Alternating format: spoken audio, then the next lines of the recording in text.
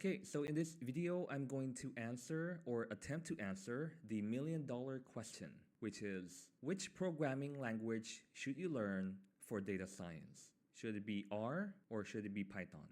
So both R and Python are the most popular languages for data science. I'm sure there are several other languages that could also be candidates such as Julia or Scala. But in this video, we're going to focus on R and Python, which are the most popular question being asked in Facebook fan page or group pages on data science. So the first question that you might want to ask yourself is, do you have any peers to work with when you're learning the language, either R or Python, or are you working alone?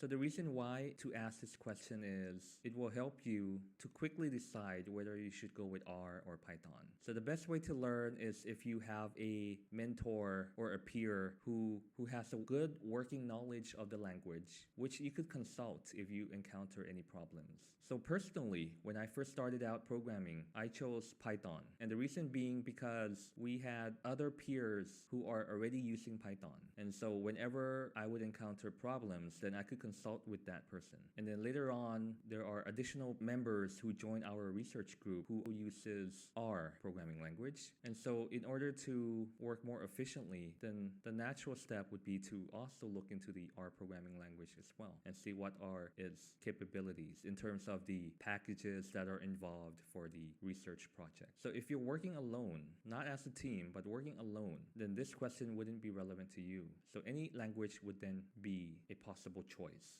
either R or Python. So this leads us to the second point. And the second point being that the reason why we're learning the programming language is not for the joy of learning the language itself, but to learn the language so that we can apply it to pre-process the data, perform statistics,